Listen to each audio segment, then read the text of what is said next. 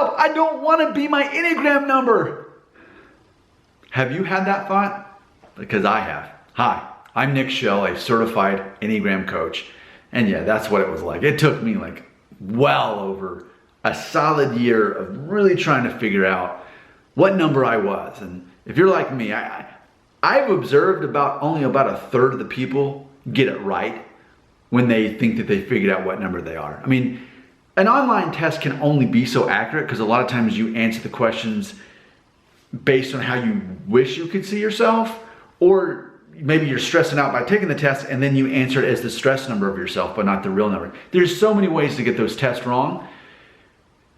But for me, I went through every single one of them. And the one I kept ignoring, so this is what it was like. It was like, oh, this is me right here. That's got to be me. Yeah, definitely. That makes a lot of sense now. I'm this one right here. Yeah, there could be that one, but yeah, that one. No, that's like the opposite of me. That's totally not me. This is really boring. I wouldn't want to know anybody that even had that going on. No, this one's. Yep, that's typical me right there. There's no way that could be me because. Oh no, that's me. I think a lot of us that don't figure out which Enneagram we are pretty quickly. For me, I was 40 when I even started into Enneagram trying to figure out what I was. So by that point, I had 4 decades of undealt with issues, even trauma that I had never really unpacked. So I had all these walls up. I was burying myself in all these layers and all these masks and all these costumes and wardrobes. And ultimately I found out I'm Enneagram 6. I'm the guy that is always looking to find security in life. Security, not necessarily like, hey, slow down, you're driving too fast. Or, oh no, there's a thunderstorm coming. Oh no, there's another war. No, not so much for me. It's how do I belong in this world? How do I find people who I can depend on, and that in turn they can depend on me? That's the deal we have in life, right? That's how the world works, is that we all look out for each other. No, that's not how everybody thinks all the time like me, where we're always looking for what might possibly go wrong so that we can provide a solution before we even need it. We can troubleshoot before we even have to. And I can be the troubleshooting person that solves people's problems even if they don't want me to solve them. And I can already figure that out, and I can tell them, hey, heads up, I'm seeing this is gonna happen. Oh, here's the solution for it. I already figured it out. You're welcome. Let's unpack this psychologically now. No, that's not what it's like. See, but if you're Enneagram 6, even if you don't look it, that could still be you on the inside. So many people I know, the Enneagram they look like on the outside is not what I would have guessed. It's not like some party trick where you can just go around and just accurately guess someone's true number. It's not that easy. Sometimes yes, but a lot of times we project a different number, again, of who we would like to see ourselves as.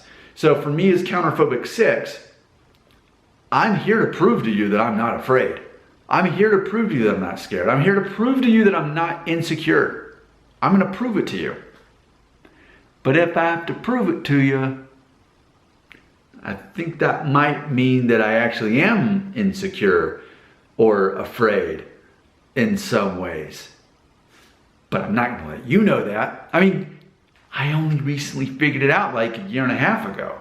So if I had myself fooled for most of my life, I can imagine a lot of other people were fooled too. So, but I think that was part of the problem in getting there, is because I never wanted to be a 6. Who did I want to be? I mean, don't most guys want to be an 8? It's funny because I just finished writing a book, my first book on Enneagram. It's in the editing stages right now, so let's see when it actually hits the shelves or Amazon or whatever. But that's something I talked about. Like, wouldn't any guy want to be seen as an 8? The guy that just doesn't care and just takes charge and is full of power and not afraid? Well, apparently the little boy version of me at some point attached that idea and thought, I'm not that person, but I'm going to become that person. And I'm going to make people think that I am that person. So whether it's 8, because I often test as an 8, but then it's funny that if not, I'll usually test as like a 4. which is easy to imagine because, as my wife says, Nick, you're not necessarily emotional, but you can be dramatic. And on top of that, as you know, if you watched this channel before, I regularly write songs as my therapy. So I'm writing songs to like unlock what's really going on in my head that I don't even know what's going on. And that's why I write those songs. And you think, oh, so you're saying you play guitar, you write songs, and you sing. That sounds pretty creative. Are you sure you're not an Enneagram 4? But no, I even someone reached out to me on LinkedIn this week and said, hey, I saw that you're certified in Enneagram. Will you test out our test? Will you take it for us to see what you think? So I took it. It showed that I was a 4. But again, I've never once taken a test that said I was a 6. And I am a 6. And I know that sounds strange if everybody around me at work, people in my family, people that just meet me, no one thinks I'm a 6. They'll either go with 8 or 4, sometimes 7. I just don't look like it. But again, that's my coping mechanism. And whatever your number is, there's a good chance you have some kind of coping mechanism that throws things off. So that even that you yourself, it can be very complicated to sort that out. But going back to the topic of the video, help. I don't want to be this number. You know, it's not up to you. I'm quoting Zoolander now. It's not up to you. You can't just say, help, I want to be a different one now. All you can do is become the best version of you that you can be. And that's good. The healthy version of any number is always better than any other number if it's the healthy version compared to one that's not a healthy version. So for me, 6, the guy who's secretly worried about security and belonging in this world, for me, my growth is actually, of all things, to accept that I am accepted that I am enough, and that ultimately I can just chill out and it's going to be okay.